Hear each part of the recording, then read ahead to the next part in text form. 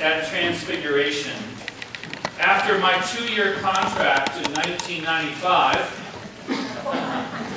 I realized that I've been with you for 22 Christmases this year. And I have to tell you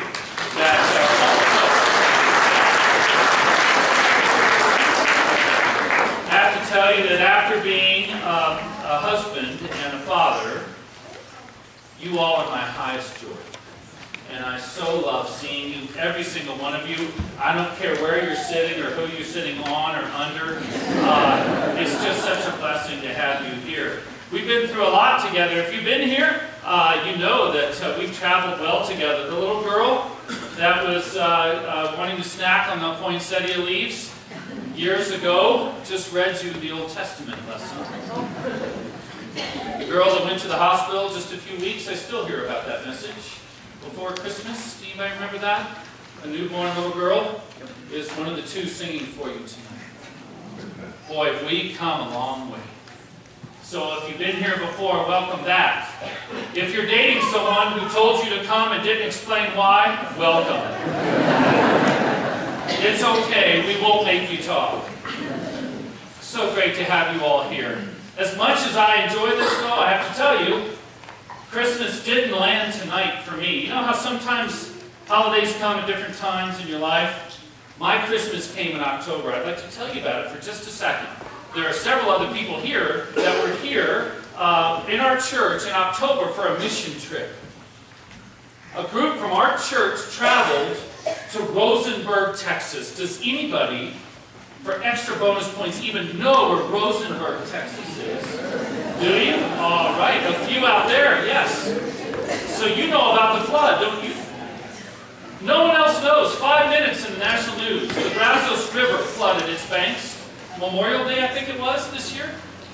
And hundreds of homes were damaged. And our church took a mission trip to go work on one of these homes.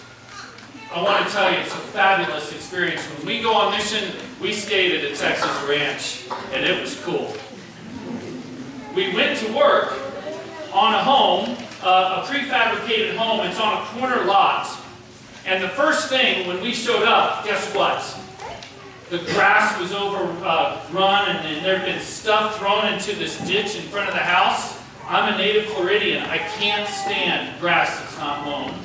And so I took a weed whacker. It was so therapeutic. Have you ever seen a man with a weed whacker?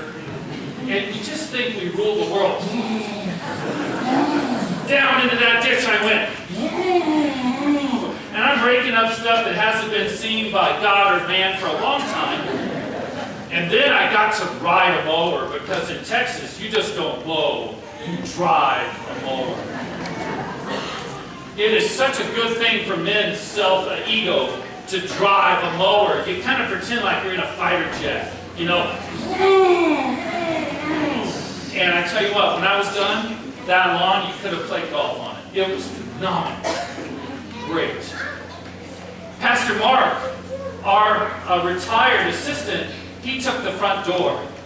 The front door was all moldy. It had been months and months in the humidity of that Texas summer, and it was nasty. So Mark took the door out, and he put a brand new door in. Now, if you've ever seen a Lutheran pastor do stuff, you know, Germans are not subtle. And so he's pounding that door in, bam, bam, bam. And he stepped back, he looked at it, and he pounded some more. He finally got done, and he turned around, he looked at me, and he said, "See that?" I said, "Yes, Mark." He said, "They got a door." I did that. For 2 months, Mark has gone around Vail telling people that he put this door in. The guy holds an advanced theological degree, but it's the door that really lights him up. Now you walk inside, and there's a lot of junk thrown in the middle, right? Lots of stuff that's been sitting there for months. When you want to do demolition properly, who do you put on the job? Anybody know? Mama. Who takes care of business? Who keeps the train running? Mama. If it's tough, if it needs to be done straight away, who do you put on the job? Mama. Judy's sitting right here. She was one of our demolition ladies. We put the ladies on demolition. Now, men don't do this. We're so skilled with the power tools. And we unleashed these women in this house, and stuff started flying out everywhere. And it was clean like in 2 days. I'm not joking. 80-year-old woman. We had to pull her off the project. So it was beautiful. They cleaned everything. Boom, done. We pulled out little nails because the water had ruined the drywall. Thousands of these little clips. We pulled each one out because you can't build anything new unless you're done. We hung insulation, real careful, seam to seam, to make sure that it was going to keep this family warm. Even in Texas, I understand, it gets cold from time to time. We hung insulation that entire house. And finally, we painted the floor. Painted the floor a beautiful white. Before we did anything else, the family that was working with us painted this floor. Last day of the project, the mother and the daddy who's been working with us the whole time, they bring their 6-year-old little girl. And mom's holding her hand and they walk into this house. That little girl had eyes big as saucers. She looked straight into her bedroom and she looked up. And there on the ceiling in her bedroom, we had saved the little ornaments that she had made for Christmas year after year. Not from a package, not from a kit. I mean, she had handmade these little ornaments with her mama year after year. And the light reflected off the ornaments. And that little girl started to cry. And I started to cry too.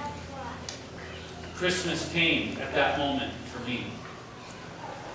The last night, that night, the parents wrote a note and they asked us to read it to the whole group. And the note said we had given up hope that anybody would help us. And angels fell from the sky with tools in their hands, and we can have a home again. And that's when Christmas came for me. I tell you that story because as cool as it is to build and rebuild someone's house that's been damaged in a flood and ruined, how much more can God do to a spiritual home, our inner selves, the reality in which we live this Christmas? I came here to tell you that God took a mission trip. Christmas tells us that God came here. Emmanuel means God right here, right now, to see to our spiritual house. Can we take a house tour? Has anybody taken a house tour in Beaver Creek? Maybe one or two. No one's raising their hands. Okay. Shall we take an interior house tour for just a second? Let's go back through the house. I'm not talking about in Texas. I'm talking about the house that God says is inside of us. How's it look outside? Everything clipped and clear and clean? Everything looks presentable in our lives, in our bodies? Anybody's bodies feel a little grown over? You know, like you can't see the grass underneath all that stuff that's grown up. Anybody got any weeds or brambles or thickets or bushes on the inside? You know what the gift of Christmas is? You know what God can do through that little baby? He can take out a spiritual weed whacker. And He can take out a rake. And you know what? All that stuff that's overgrown comes right off. God can do that. Christmas will be a time of God making everything that doesn't look good all better again. Do you have a door to your spiritual home? Every year I talk to you and I listen to you. I know some people come to this service and there ain't no door. It's all bricked up. There's walls, but there's no way for God to get in. And so God says, okay, I'll make a door. Christmas can be a wonderful time for God to say, I can come in anywhere into our lives and our hearts. God God can open up the human heart. That's the gift and joy of Christmas, isn't it? He might have to bang around a little bit, just like Pastor Mark did, but you know what? There's no home that you bring that God cannot enter. I promise. Can I tell you that for some of us, the problem isn't that we don't have a door. The problem is that door is open all the time to anything and any influence. We don't have any way to stop all the stuff from coming in. And we stop trying. I know every year I preach to someone who stopped trying to protect their heart. My mom, a spiritual director, used to say to the children she taught, guard your heart. Don't let stuff in that's going to pull you down and destroy you. Let God in, and He brings everything good. That's the gift of Christmas. I'm speaking to one person here, I know. How about those, how's your wall in your spiritual home? Is there anything sticking out? You know, we couldn't lean up anywhere because there were those staples and nails sticking out. Ow! Ooh! Ah! You can hardly move around in your own self because it hurts. There's so many points. Things are so sharp. Look, friends, I'm Scottish. If God can file me down and give me a heart that loves, God can do anything with you. Did anybody bring in some sharp edges, pointy places tonight? You know, God can kind of take those right away. Does God know, does Jesus know about what metal feels like and sharp points? That's the story of the gospel. You bet He does. God can take those sharp points off. I promise you, He can.